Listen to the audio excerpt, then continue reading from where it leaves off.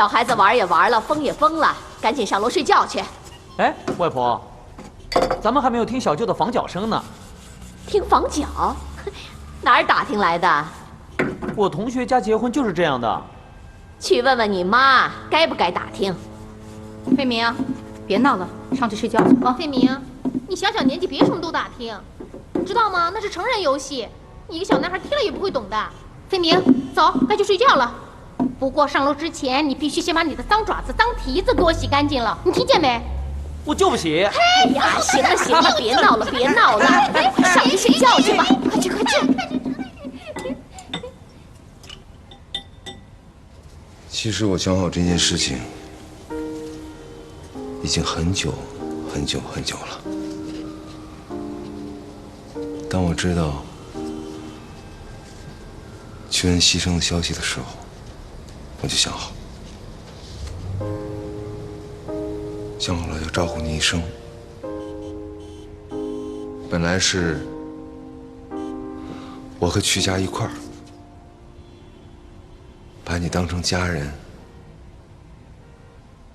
照顾你一辈子。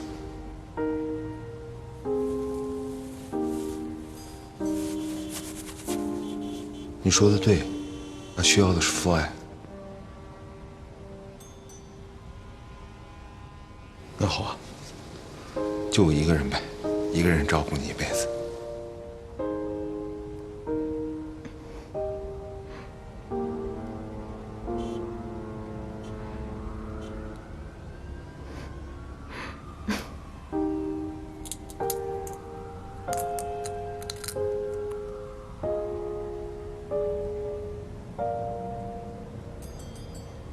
我既然已经下定决心要跟你结婚，我就会死心塌地的照顾你一生。这就是我就是这样的。我叫杨立清。我毕竟是在拖累你，你知道吗？你本可以选择其他的人。我心里没有其他人。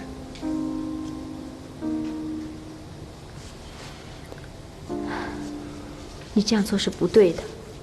夫妻两个人之间，如果没有爱情，我承认了，我承认现在没有，可不代表将来没有，以后也没有。太残酷了！你竟然这样成了我的丈夫。我不说才残酷，我不说就得永远躲躲藏藏的。我说了，你可能怨我，可能会离开我，但我还是得说。说了，我心里就干净了，你心里也干净。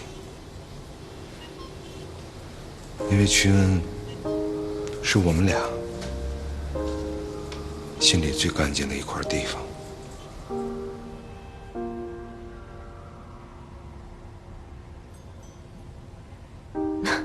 这是全世界最复杂的新婚之夜了。会有那么一天的，林娥。我现在要是说，我海誓山盟的说我爱你，那我可是骗你的。我还以为你回去了呢。楼上这两个都上了军统的重要名单上，我不在这守着，他们能安生得了吗？爹今天心情很好，千万别让他知道。知道，造点气氛哄哄老爷子高兴，那还不简单？丽青才刚回来，你以为他就是为结婚回来的？那他来干什么？他来重庆替换中共的情报局长，你说他来干什么？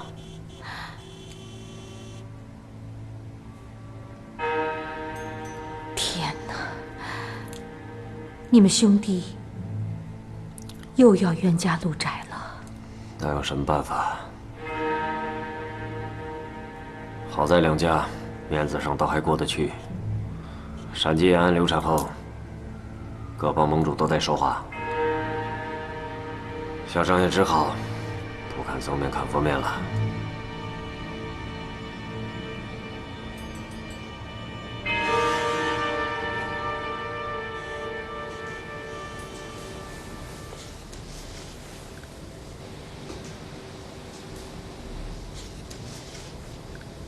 你好，其实你也一样，你也需要好长好长的时间，好长好长的时间，才能接受我是你丈夫这个事实，对吗？还好。等到我们谈起屈恩的时候，像谈我们自己的孩子一样，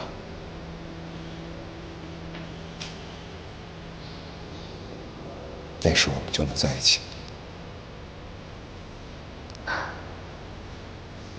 会有那么一天吗？会的，相信我。你知道我是谁吗？刚才丽人也跟我说，问我知不知道你是谁，什么意思？你们之间有什么默契吗？别瞎想。那你就告诉我，你到底是谁？你真的不知道？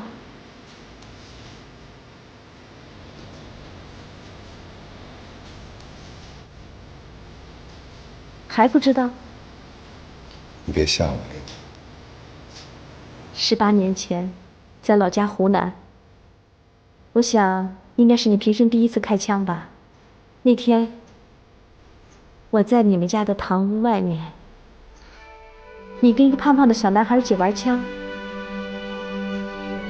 不知道怎么回事，枪就响了，满地都是碎片，我的2只耳朵嗡嗡直响，什么都听不见。你已经傻了，我也傻了。后来进来很多人，其中一个是你哥，他拿了你的枪，并且打了你。再后来，我才发现我的衣服已经被血浸透了，醒来的时候已经躺在医院里了。记起来了吗？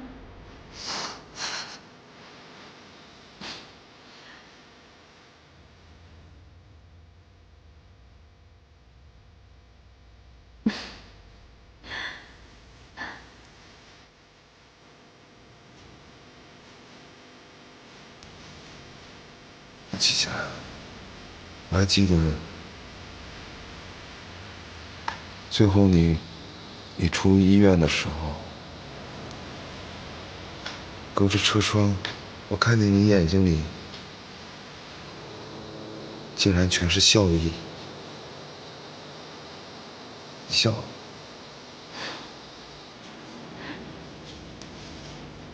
你说，越是亲人，就越是前世冤家，有没有这样的道理？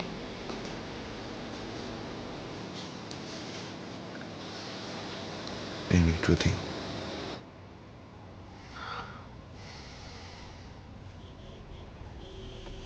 你发现没有？今天林娥比以前漂亮了。真是一点没错，跑掉的鱼总是大的，还在耿耿于怀。我没那么狭隘。跑哪儿去了？还不是咱杨家的媳妇。别掩饰了，自家的草坪永远没有别家的绿。草地是旧草地，吃草的牛是新的。丽人，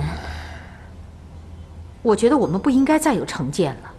已经过了那么长时间，不要再顾虑眼前那点事情了。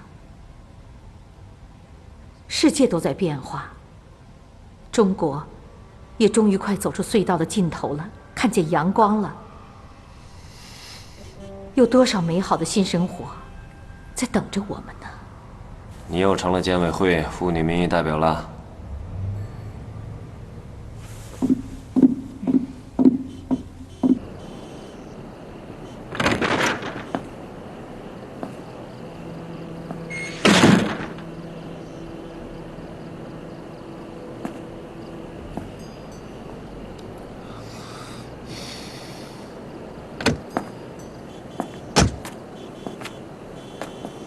杨主任。军统哪个处的5处的杨主任。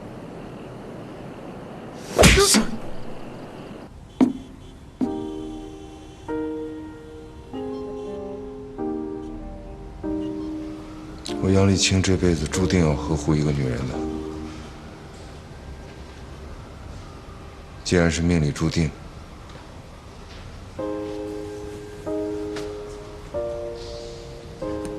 就是你。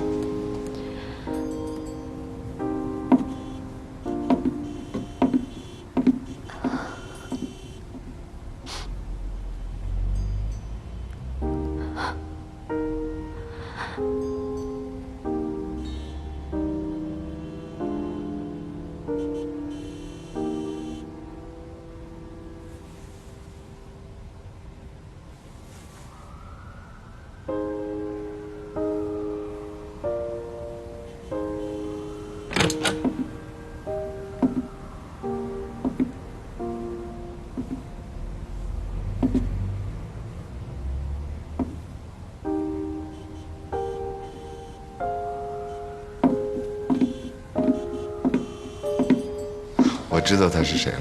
对上号了吧？哈哈哈。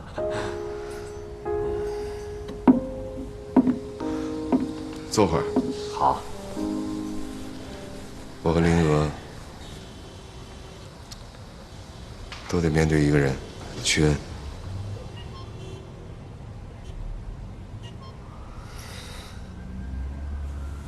绕来绕去，还是绕到我头上了。你了解我的，我不会绕圈子。是不是有点愧对自己的老师啊？哥，人伦这2个字，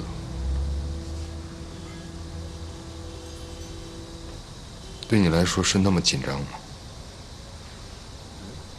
人伦，李青啊，如果你的哥哥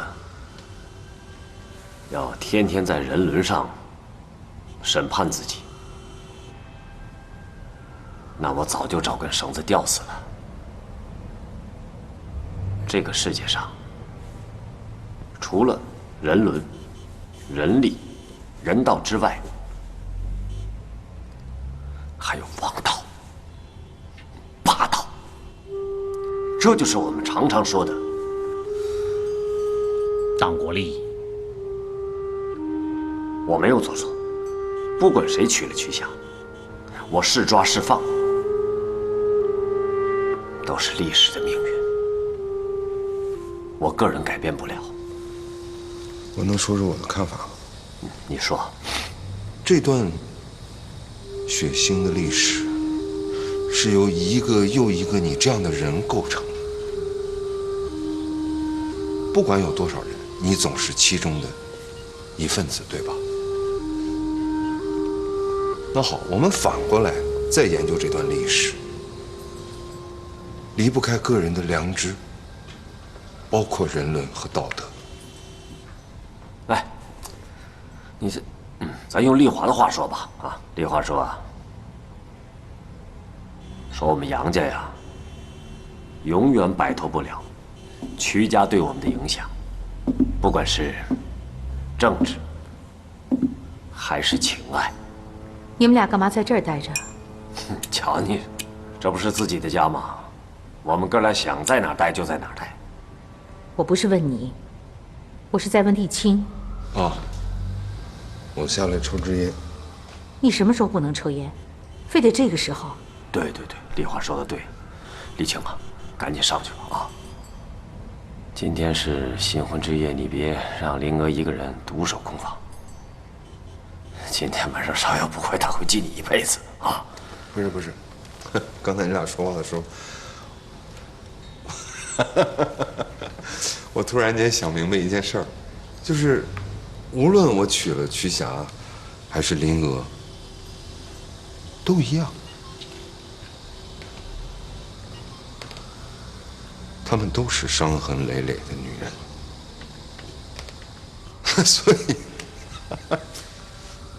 所所以我的新婚之夜必是这样的。我一个人在楼下抽烟，新娘子独守空房，在那儿伤心。我说的对吗？阿姐，想明白了。玉华，走走走。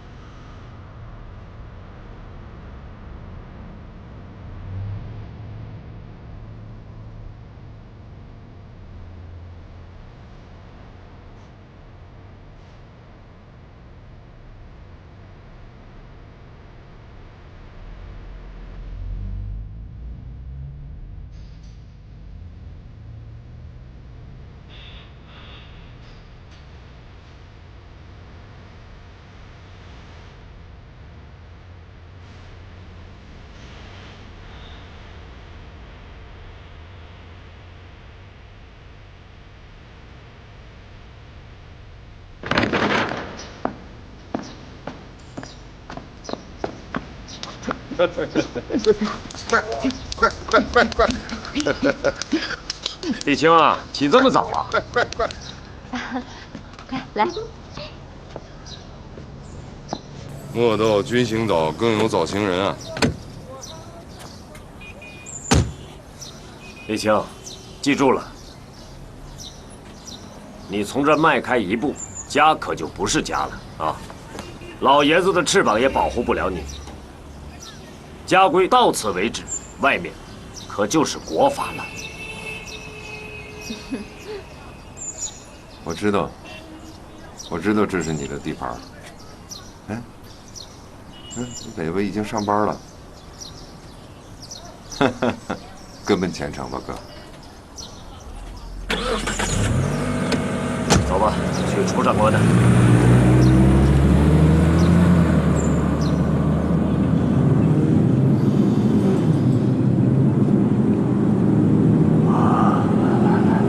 哎，小舅，那是什么尾巴？你还小，你不知道，等你长大你就知道。尾巴嘛，啊，兔子尾巴。兔子尾巴？兔子尾巴长不了。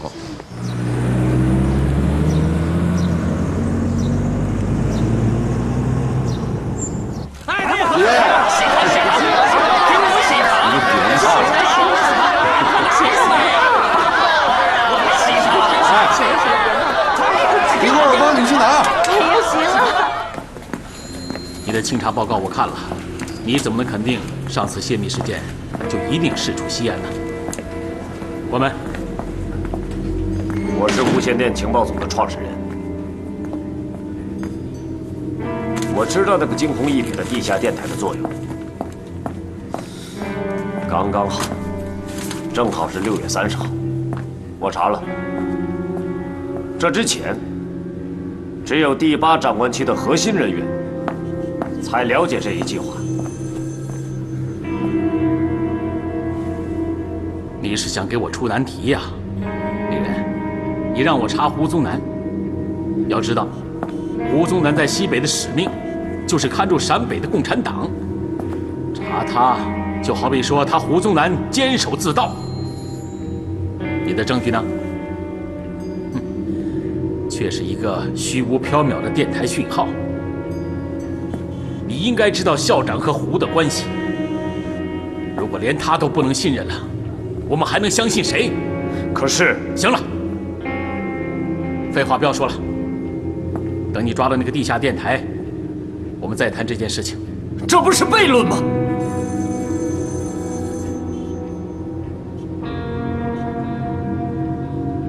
不查人，怎么能逮得住那台电台呢？你也不想一想，校长把次子伟国都送到胡长官的部队里去当连长，这种人，你查得了吗？报告，进来。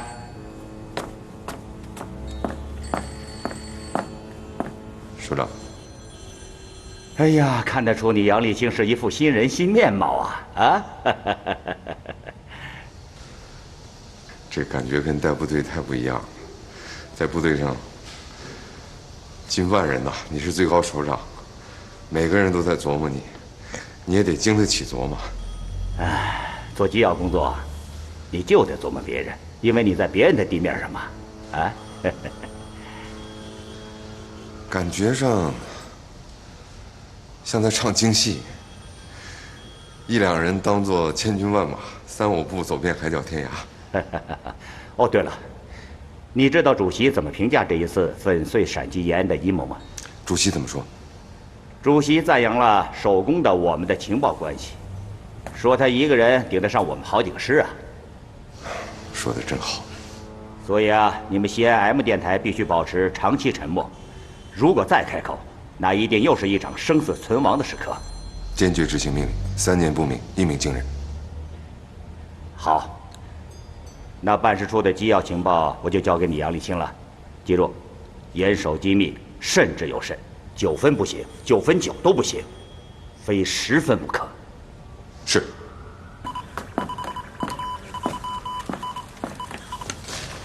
都到了，徐下，抓得紧啊！是不是该说声恭喜啊？免了，免俗了。这是我对外联络的本月计划和时间安排。我刚接触这些情况，主要靠你，还有其他同志。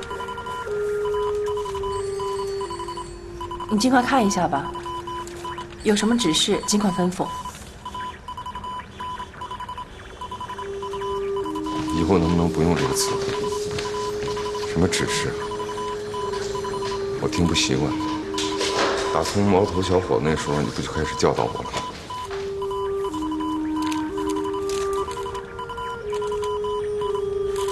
立清，也就今天我才敢跟你说，看到你找到那么好的归宿，真替你高兴。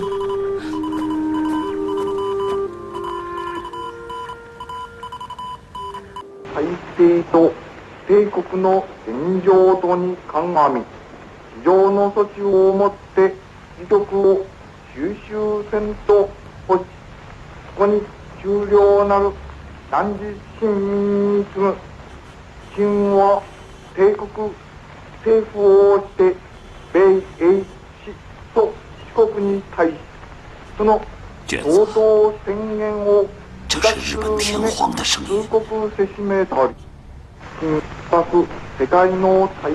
他在宣读日本人投降了，日本人投降。诏书，我们胜了。8年抗战，日本人投降了，投降了他。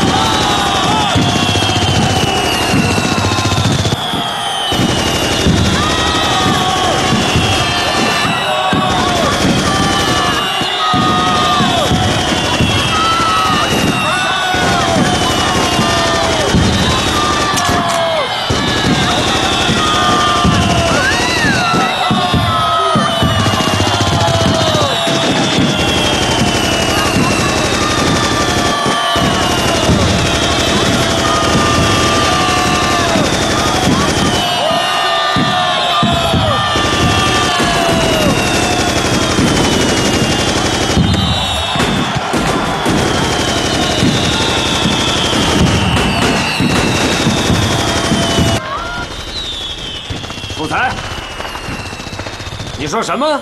你大点声啊！这窗外全是鞭炮声，重庆人都乐疯了。啊？你那边也一样啊？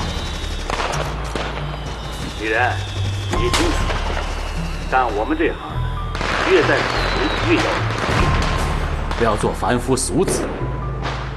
要知道，任何一个出口就是另一个入口。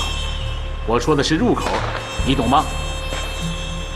我知道，对日全面胜利是早已预期的，一旦来临，那就又是一个十字路口。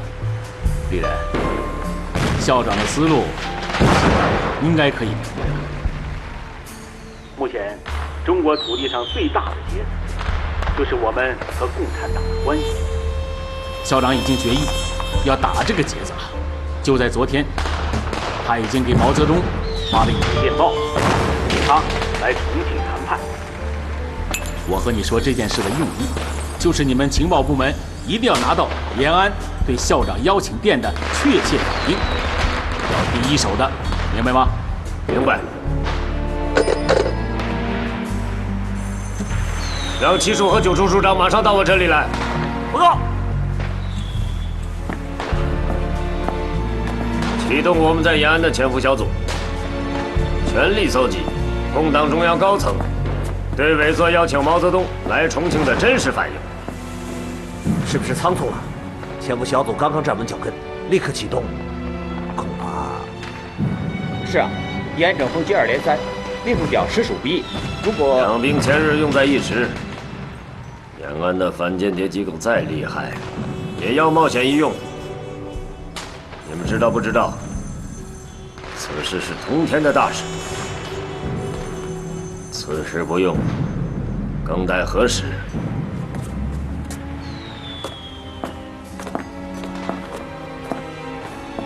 此事是我决定的，你们可以记录在案。出了事情，我负责任。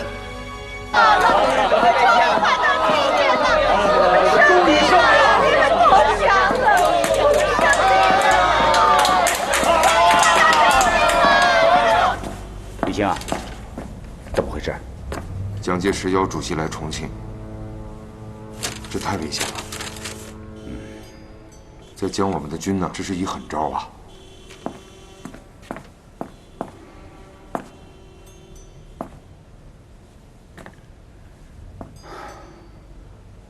就军队而言，他是上级，他让你来就必须得来；但就国共两党而言，不存在谁领导谁的问题。是，但主席的安全不能不考虑啊，得避免冲到楚怀王入侵的历史陷阱。主席究竟来不来，一切由中央做决定。但双方在此事上的心理战已经打响，你杨丽清从现在开始就得投入到这场斗智斗勇、没有硝烟的战场上去，力争取胜。是。延安小组那边发来密电，报来伟作的邀请电在延安引起的影响，还很详细呢。小组分析认为，毛泽东此时没有来渝的可能性。我不要结论，把这个送给伟作就很好了。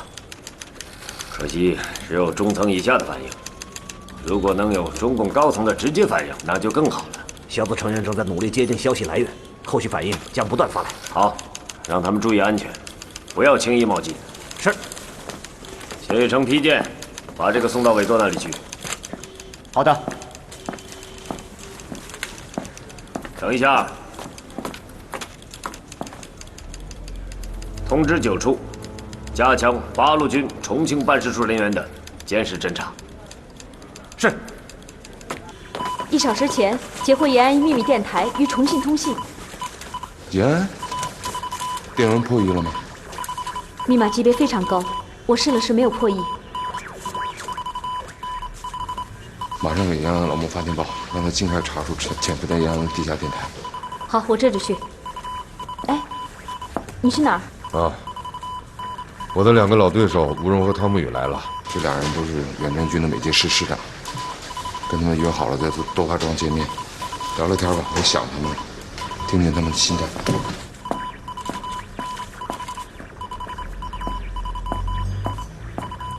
沥青。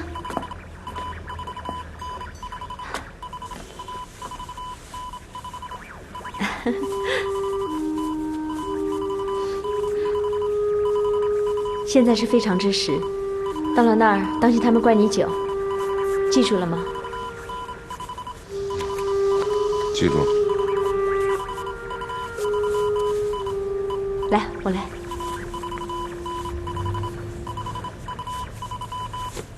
好了，别说不该说的。记住。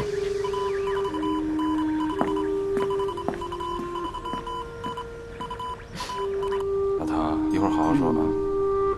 哟，来了，李青。来了。啊。哈哈哈哈哈！哈哈！来，李青，快坐。说这个二位全套的美国造啊，一个新一军的师长，新六军的师长，2张王牌。快坐，快坐。李青啊，这套军装也不好穿啊，让美国佬手把手的在印度教了1年的功课，教来教去就俩字儿：火力。现代化的步兵作战，比起黄埔那会儿差距太大了。我听说你一个师就配备了一个榴弹炮团呐。那只是师属炮兵，团营连3级各有火炮。那美国人啊，讲究的就是火力配系。了不得呀，兄弟我眼馋。少来这一套。你我们还不了解，啊？你杨立清虽说是个土丸，可你的土是皇天厚土的土，你的丸啊，恐怕是顽强拼搏的丸吧？沐雨这是仔细研究琢磨过。哈哈哈哈哈！你杨立清有块云彩就下雨，我们什么时候都得防着点儿。沐雨现在这个腰杆硬啊，说话也越来越直率了啊。哎，对了，李强，这道上分传，你们的睿智主席要来重庆谈判，可有此事啊？我一个办事处小小的官员，哪知道这等大事？哎，你杨立清什么时候学会这躲躲闪闪的外交辞令了？办事处不就是外交吗？哼，咱什么关系？黄埔军校的时候睡的是大通铺，一只铁锅里舀马勺，外什么交啊你？哈哈，来，你也是校长的学生。这第一杯酒，我们为了校长这次的宽容大度，干一杯。来，校长希望这个国共紧密合作，我作为一名共产党员，我当然要敬他一杯。那你们作为国民党的党员，是不是也应该为我们毛泽东主席干一杯呀？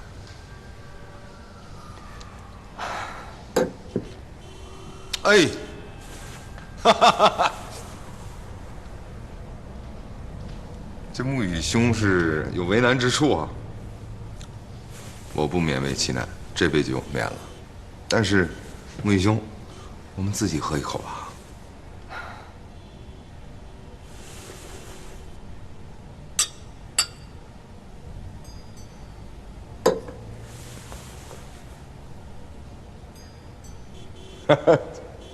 李青啊，刚才咱们这杯酒可以不喝，但是这个道理呢，咱们得说清楚了。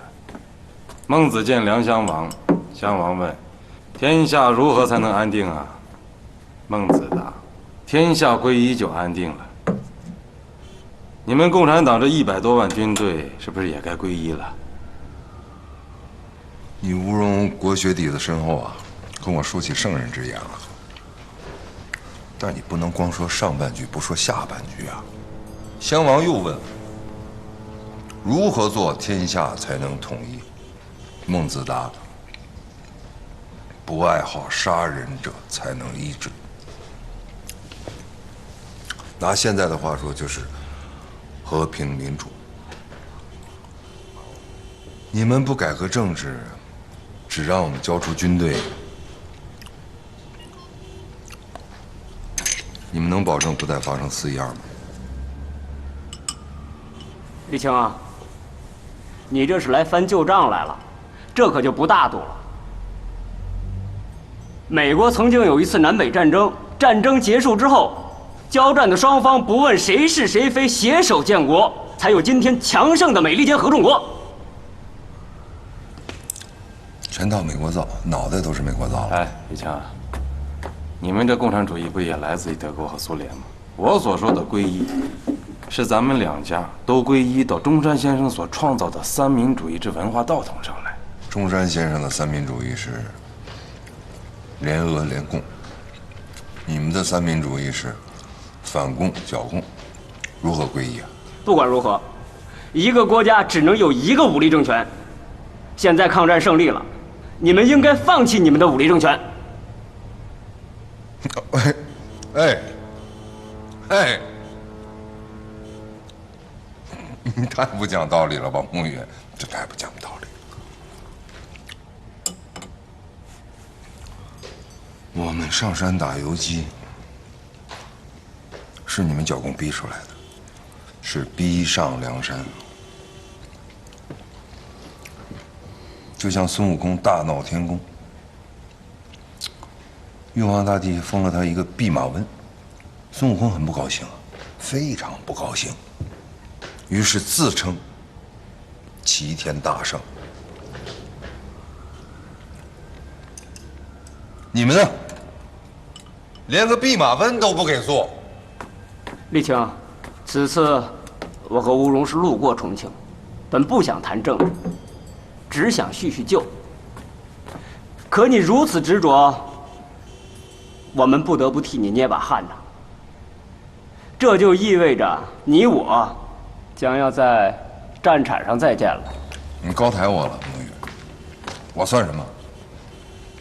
孙悟空身上一根汗毛而已。将来你我在战场上是见还是不见，决定权在你们玉皇大帝手上。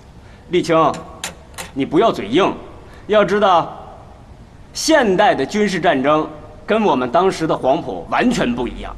一个105榴弹炮团在5分钟之内就能覆盖5平方公里的阵地，一支汤姆式的火力控制范围远远超过了2挺歪把子。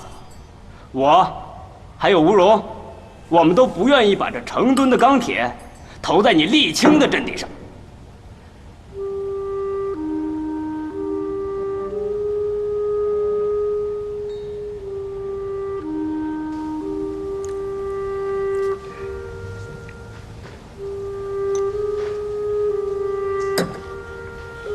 是啊，今天我们在这儿同学聚会喝酒，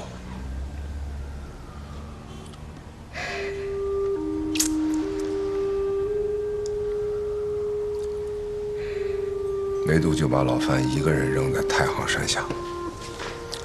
我来重庆之前去他的墓地看过他，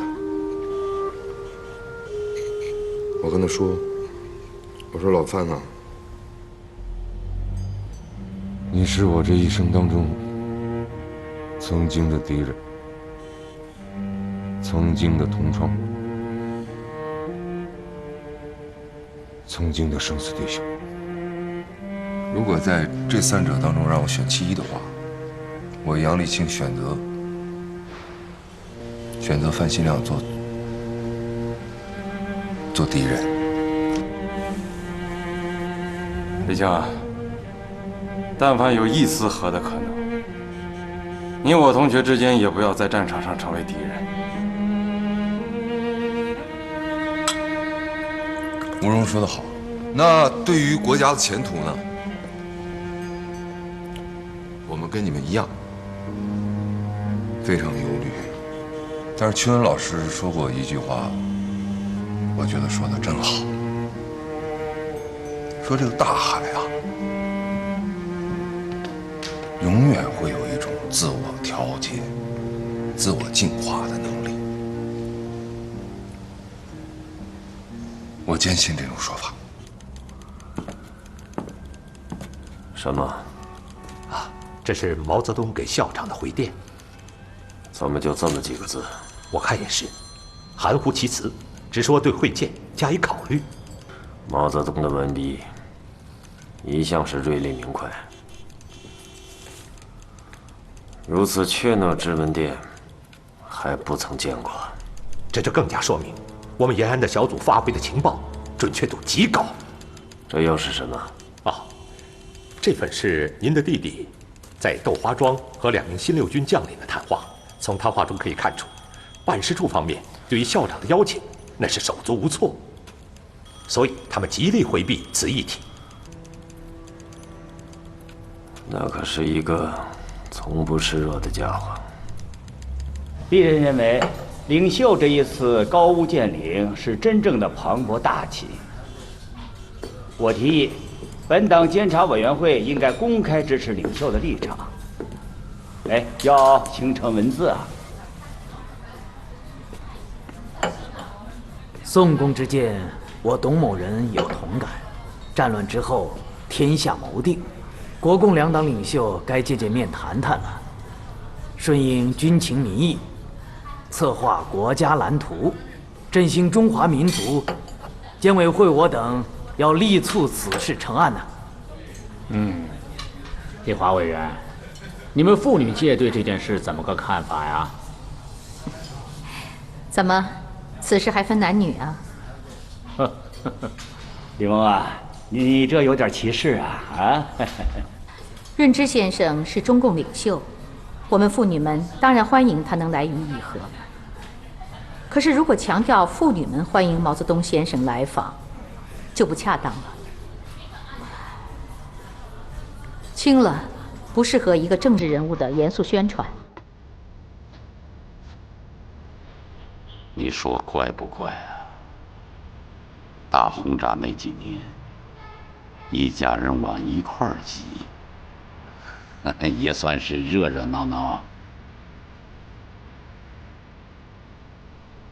现在反过来了，胜利了，倒冷清了。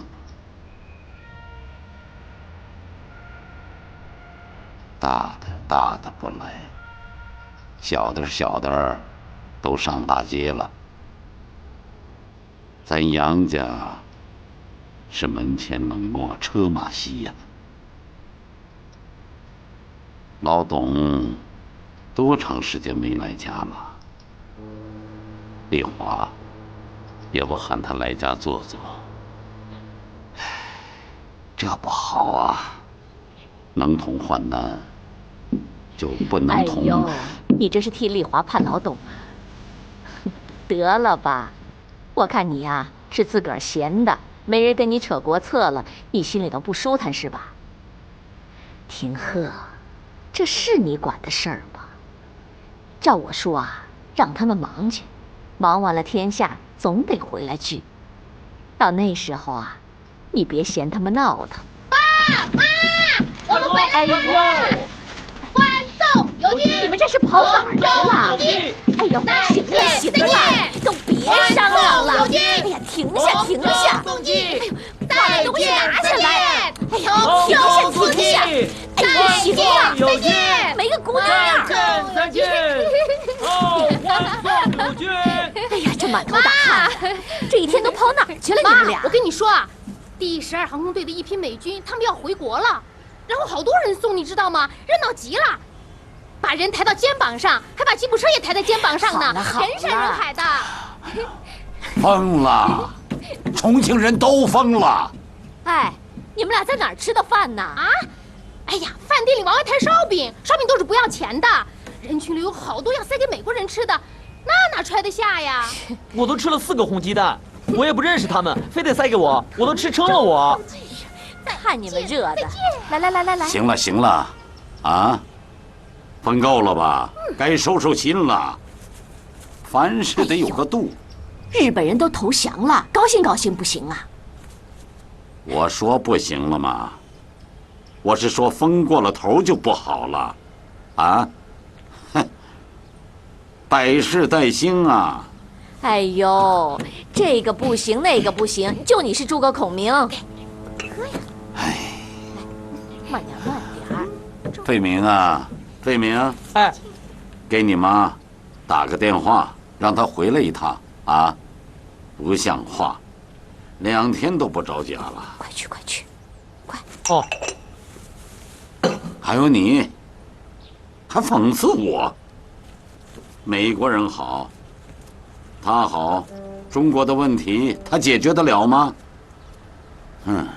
建国不到200年的国家，比着咱还差着5000年呢。好了，你别朝我吼，这不叫丽华把老董给你叫回来吗？你们俩一边扯去，行了吧？你好，找一下杨丽华委员。我是他的儿子，请你转告他一下，让他马上回来。好的，丽华委员，你儿子催你回家。不理他，就说我不在。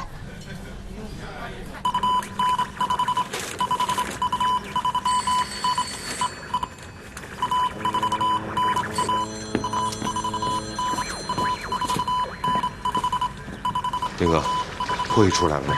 那个延安的地下电台。可急死我了！我试了试，逢2进6，逢3进9，结果啊，真的让我破译出来了。原来他们在横向乱码法里只加了替代关系。全世界情况反应。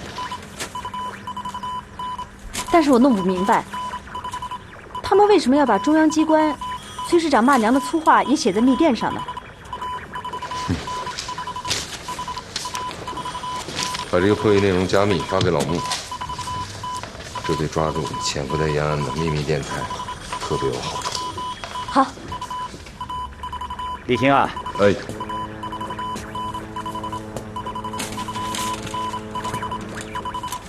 号着老蒋的脉。这样的情况反应越多越好。我一会儿就通知老穆，即便是发现这些潜伏特务也不动，不仅不动，还得给他们再加点佐料。首长，看样子是要打大仗。李青啊，这情报有2种，一种是军事情报，另一种是战略情报，这就是战略情报。虽然双方只是来与不来，但事关双方的民心民意以及各项战略调度，这是第1等的情报，是双方最高统帅的斗智斗勇。蒋的第2封电报已经到了延安了，其居高临下之势溢于言表，认为他已经抓住了我党的软肋，穷追猛打，还把自己打扮成一只和平天使的模样，得理不饶人呐。李青啊，好好应对，配合中央的战略部署，懂吗？是。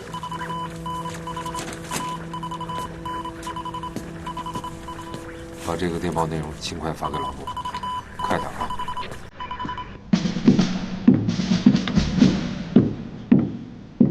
毛泽东给校长发来了第2封回电，只字不提自己来渝之事，只提派周恩来重庆。意料之中，反古进城大事者必将寻找替身为第1要素。想必这周恩来就是毛泽东的替身。你的说法倒挺新鲜啊。从延安的情报来看，实际不过如此。周恩来常来常往，延安人并不担心。可毛泽东10年没有跨出过陕北一步，延安人也从来没有过离开毛泽东的日子，因此他们有一种集体的恐慌。毛泽东的第2封电报，倒真的透露出怯懦之意。看来校长的这步棋是非常高明啊。唉，时间拖得越久越好，这样我们在西南的重兵就有时间调往各地战场了。校长深知其道。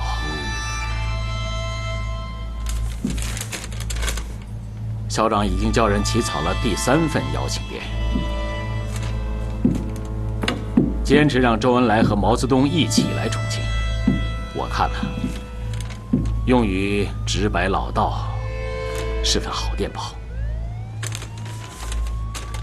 我已经和校长谈了感想，校长让中午就把这电报发往延安，看看他毛泽东如何回应天下民心。事不过3，有这3颗重磅炸弹，我想天下民心已尽归重庆了。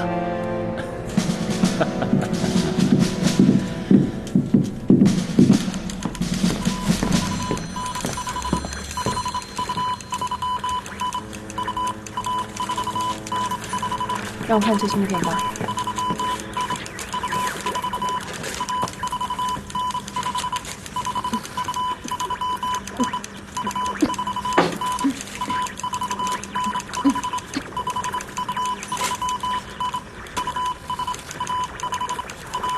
再快点。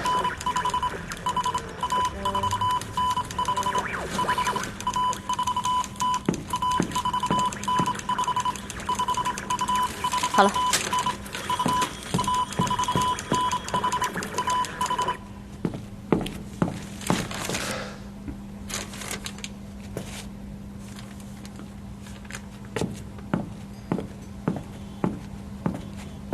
如果主席来重庆，谈判期间将由少奇同志代理党中央主席职务。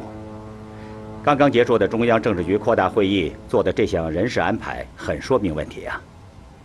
看样子主席是真的要来重庆，一招好棋啊！蒋的第3封电报已经到了延安了，主席究竟来不来，一切看明天延安给重庆的回电了。穆局长在延安已经锁定了地特小组，但是没动他们。其秘密电台发送的消息到刚才为止，还在断言主席不会来重庆。让他们先得意吧。不过我们办事处的准备工作从现在开始就要做起来。明白。主任，这些是明天重庆各大报头版的清样，全都以伪作发往延安的第3封邀请电破题发表的社评。您看，都这么说的。全都把压力转向了延安，连那些左翼报纸也都暗含了对延安的失望。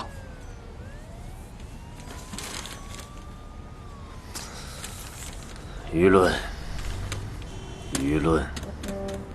太重要了，还从未一致地倒向我方。是啊，是得让延安尝一尝舆情沸腾的滋味。知道吗？这为我们情报工作开辟了一条新的思路，就是在宣传舆论方面，我们早就应该比共产党还要共产党。通知司机，今天我要回家吃饭。是。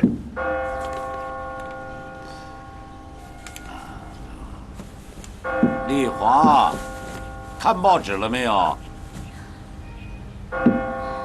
又有什么新消息啊？你们的领袖一气儿给毛泽东发了3份电报，你就不关心关心？打从第1封电报开始，我就关心。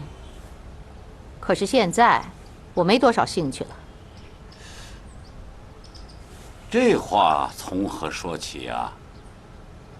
爹。你不在局内，不知道其中的奥妙。请神容易啊，可请来干什么？有谁想过呀？我可知道这些人，一个个粉墨登场，痛陈虚情。有谁在研究把毛泽东请来干什么？没有一点研究，也没有一个人在研究。个个在报纸上搞那些法律诈术，有什么意思啊？没意思。我劝你也别看了，别替那些虚头巴脑的人捧场。他也就是蒙蒙你们这些不明就里的局外人。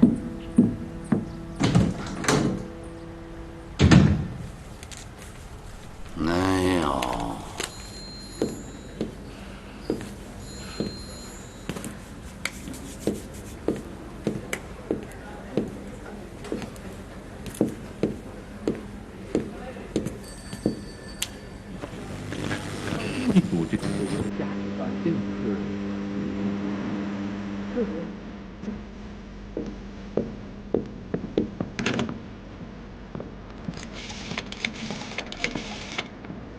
主任，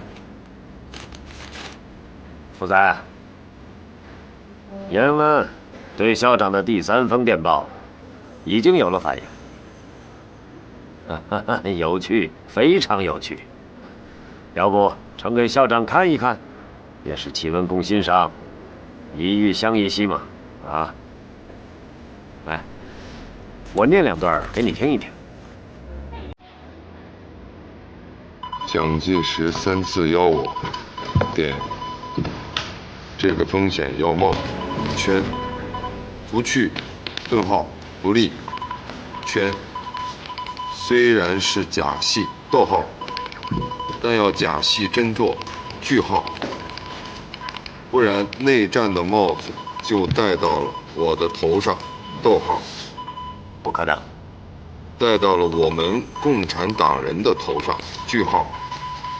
这样一来，我们就会失掉一些人心，句号。不可能，不可能，绝不可能。能谈则谈，逗号。谈不成，逗号。顶多是坐牢、杀头。就目前看，逗号，蒋介石这样做还有很大困难。冒号，一，是我们有解放区1万万人民。顿号，100万军队和200万民兵做后盾。分号。二，是国统区觉悟了的人民是反对内战的。分号。三，是国民党内部也有一部分人不赞成内战。或者杨主任，主席的话叫完了吗？那边等着呢。马上。什么？毛泽东答应来渝谈判的电报已经到了。不可能，绝不可能！前锋小组2个小时前刚刚发出的密电，绝不可能。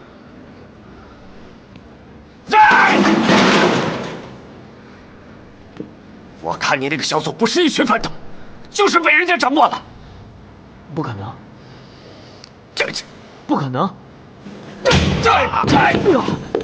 这是毛泽东的电报已经到了。侯处长，你的小组发出的错误信息，已经干扰了党国的大政。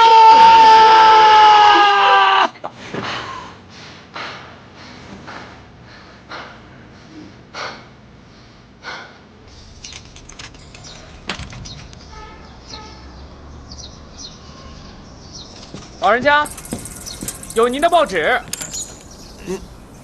什么事啊？我说啊，有您的报纸。哦，我这儿腿脚不方便，劳你丢在你邮箱里。要不我给您丢过去吧？你想丢就丢吧，反正啊，你丢进来我还得弯腰捡，不值当啊。您老先前可不这样，我还没到呢，您就开门等着了。谢谢啊！您老可真有意思。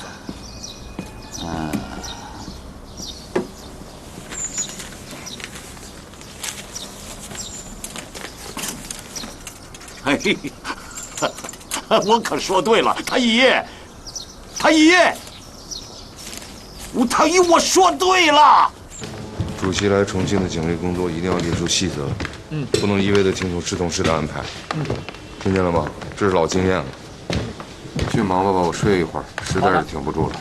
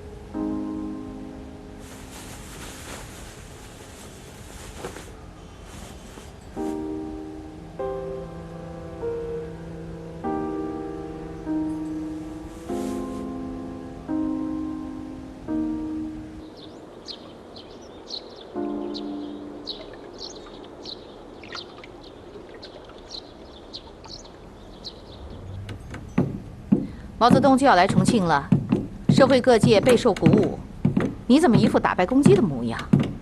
那些人知道什么？他们知道什么？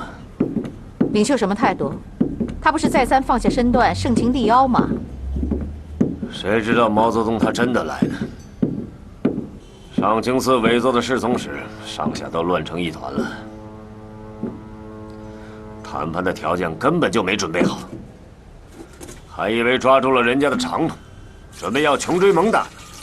现在好了，把责任全归到我们情报部门头上，说是我们误导了领袖。在我看来，你们也就是耗子腰里别了把枪，打起猫的主意。谁是猫？谁是耗子？我们现在的国军正规军有86个军，248个师，近200万人，总兵力近400万人。共产党土八路加在一起不足100万人，双方实力对比太悬殊了，是对等谈判的事吗？说来说去，你们压根儿就不想谈判，应该叫做归顺，或者叫招安。你们就抬轿子吧，给领袖灌迷魂汤，总有一天轿子塌了，把领袖砸了，看你们还怎么抬。该抬还得抬，不竖起领袖的威望，能压住共产党的势头吗？共产党从来就不是绿林草莽，他们有自己的主义和思想，他们自己有一套对国家未来的理想和主义。可是你们真心研究过吗？你们从来就没有真心的想和他们联合政府，哼，净搞一些法律诈术。这样下去，国家能有个好吗？哎呀，爹，去看看去，看看去。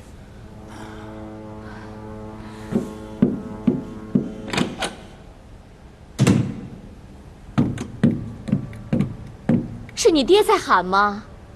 啊，丽华进去了。哎呀，准是要小便了，他哪弄得了啊？我来，我来。廷鹤，丽华，还是让我来吧。来来来，哎，慢点啊。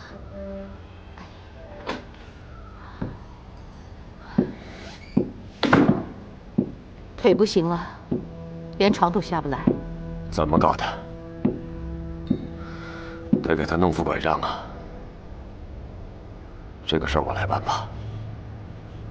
爹说了，让星期天你和丽青回来一趟，他好像有话要说。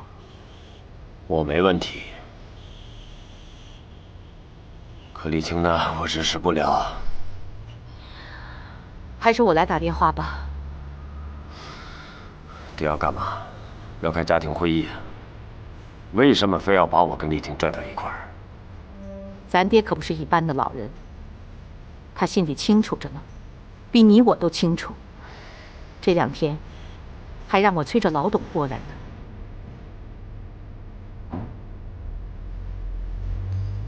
老董还在桂林呢，飞上海了。领袖让他去杭嘉湖地区接收日军投降。没差呀，和那些欲壑难填的军官相比，董建昌还算廉洁。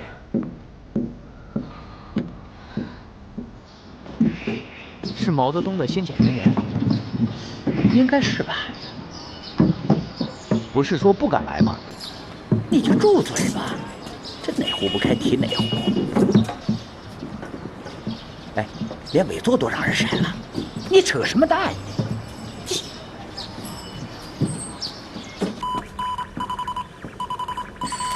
李青，你先看着。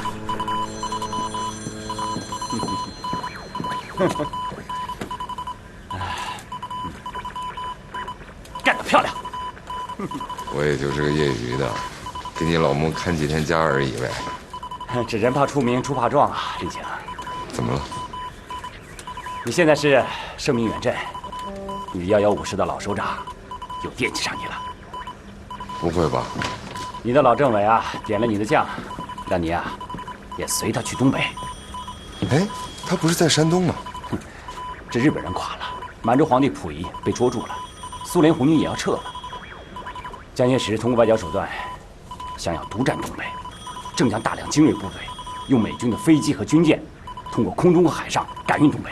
报告啊，杨主任，请您签个字。我们不能让他们得逞，正从四面八方赶往关外。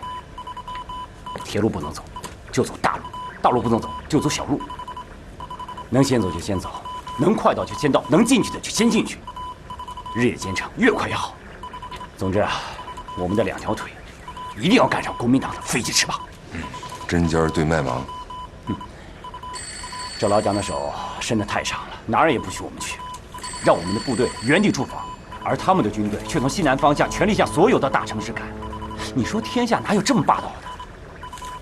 还不是北伐时候老毛病，只能共患难，不能同胜利。跟他打交道就要不怕血。哎，李青，中央经营东北的决心很大，多少将领上书要求去东北，哼，你小子幸运啊，有老首长罩着。我什么时候出发？去延安接毛主席的专机，明天中午起飞。你随专机先赶回延安，加入东北干部团。这个时候走，心里真是忐忑不安。主席的安全是最大的事儿。记住，你们在那边干得越漂亮，主席在重庆也就越安全。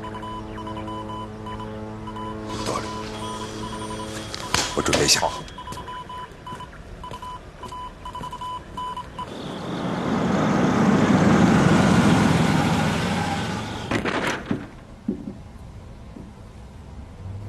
青儿，哎，就走那儿。哦。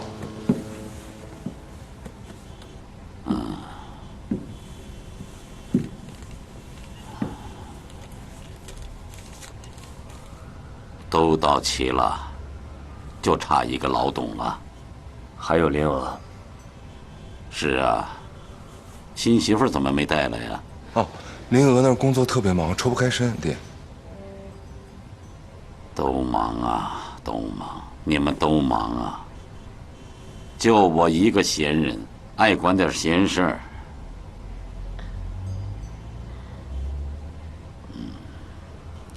太医呀，咱修订的那个家谱，备好了吗？备好了，找西泠印社印的，版本太老，没法找到古装的宣纸，只能找名家。这不，西泠印社印得好，价钱也好，费了10块现大洋呢。挺好的。谋大事岂能算小费？啊，祖宗都在上面了啊。太医，现在是多少代了？原先入册的有24代，现在又添了栗子辈儿，捎带上废名，一共26代。在座的都入册了，还有你们的姨妈，作为杨廷鹤的续弦夫人，也入册了。这也算是名归实至吧。太医呀，晚了点儿，委屈你了。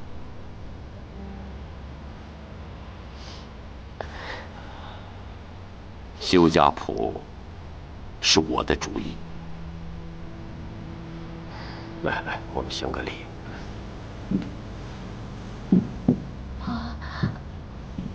别，孩子们，别！鞠躬。我受不起，我承受不起呀！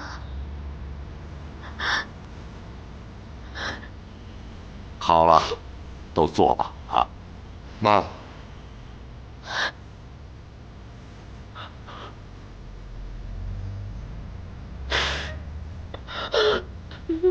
国有正史，民有家谱。家这个字，大得很呐，啊，家的上头是家族，家族之上是民族，民族之上，那就是苍天了。得知道自己从哪儿来到哪儿去，啊。一脉种气，血缘连着，你就是跑到哪儿，也跑不出这本册子。家国家国，无家无国呀！我杨廷鹤傲气了一辈子，治家方可及格，治国一无所知，也只能是重整河山待后生了。靠你们，靠我们杨家的子孙。丽人，你听懂了吗？懂了，爹。青儿，你懂了吗？懂了。爹，妈，这么多年，我没尽的孝道，你俩从来不计较我。今天我得谢谢他们。好了好了，就到此为止吧。太医啊，哎，你把这个家谱给他们人手一册。好。丽人，李青，都看看啊，祖宗的话都在上头了。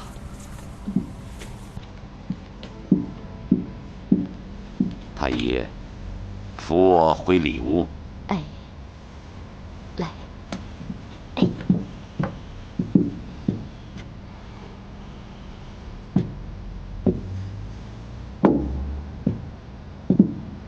我来吧。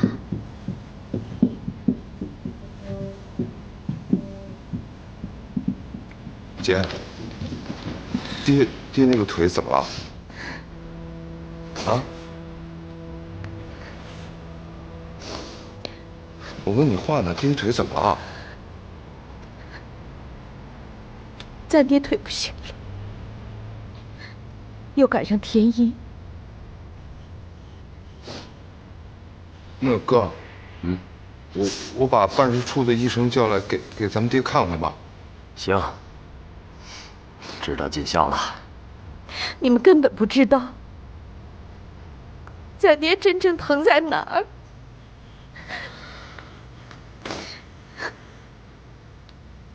李青、丽人，你们知道吗？昨天早上，咱爹把我叫到床边去，那个痛苦的样子，跟做遗嘱没什么区别。我问他，说爹，你想说什么呀？爹说，下不了床了。我说，天也下不了，天晴就好了。爹跟我说，别安慰我了，早晚有这么一天，就要撒手人寰了。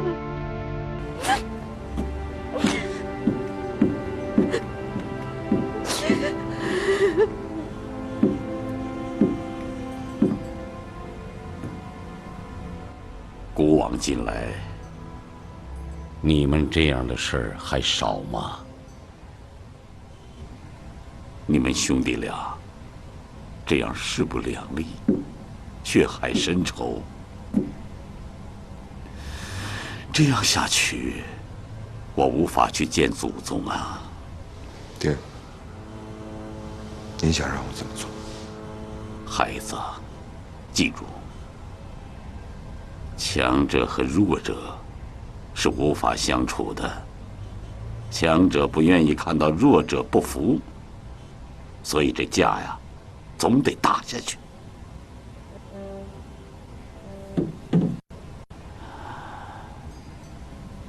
你们共产党若能再强一些就好了。爹，会的。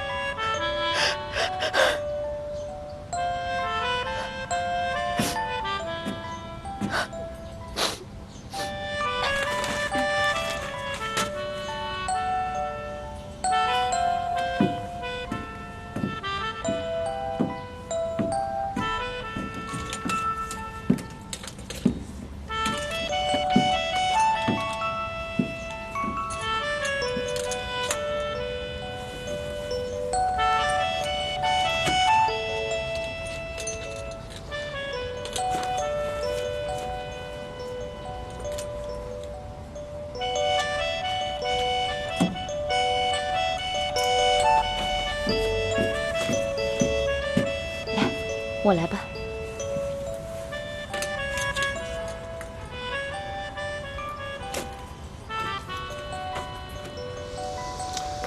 恐怕得分开一段时间，你得照顾好自己啊。值班要是晚了，得吃点东西垫吧垫吧。兜里最好是揣2块糖，血糖低了顶一顶。你这样蹲着站起来别太猛，会昏厥的啊。我知道了，你自己也注意点啊。好。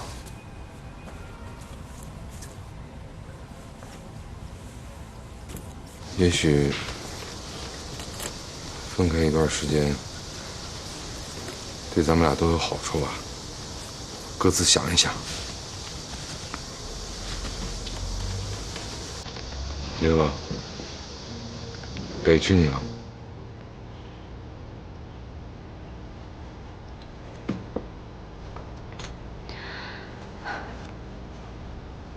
我知道，其实你也不好受。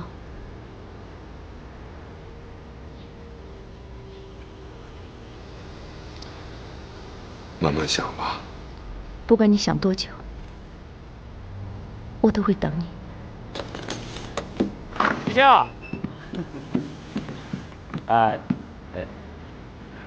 看看啊，还没缠绵够呢啊，知足吧，李青。哎，林哥，你这个做老婆的，一会儿得去送去啊。这一会儿得去电台值班呢。哦，那去年你送吧。哎，这大老美啊，就是你不去啊，还挣不着那登基呢。知道了。啊。哎呀，你讨厌！哎呀，走吧。好，走。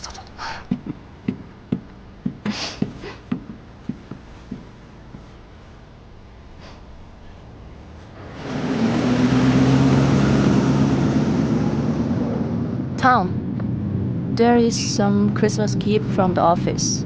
I put here, all right? And don't forget to give Jean's share to him. That, monsieur. Know what they call you at Air Force number 12? I don't want to know. Christmas sister. You know they have old saying in China, 礼多人不怪. 礼多人不怪? That meaning is nobody will complain there's never too much gifts. That's right. 曲霞，我怎么觉得你一说英文就满脸阳光了？为什么？每一种语言都有它自己不同的表情，感受也不一样嘛。那以后咱们俩改说英文吧。好，我教你。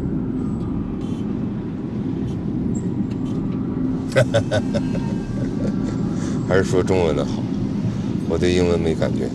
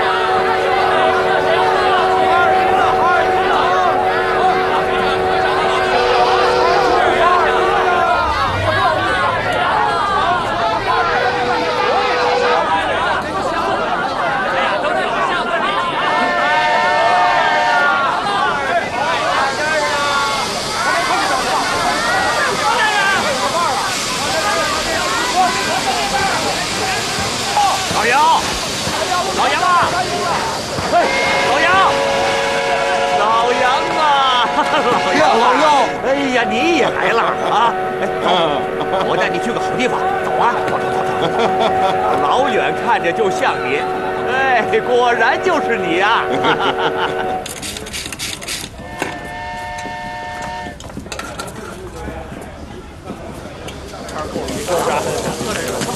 来，选一套。刚才我一看啊，远处有一人，他冻得哆里哆嗦的。我一看，哎，就是老杨啊！走近一看，就是你。哎呦，老师来了！哎，靠边靠边，给老师让个地儿啊！来，哎，老黄也在吗？哎，老师坐。哎，来吃点啊！来，老黄老廖都到了啊！不光我们这儿啊，哪儿的都有。这是山东的，晋东的，这是晋察冀的，晋鲁豫的，这是太行的，太原的，华中的，都来了。全到东北了，高手如林，强将必至，兵临城下。屁，乱得跟鸡窝一样。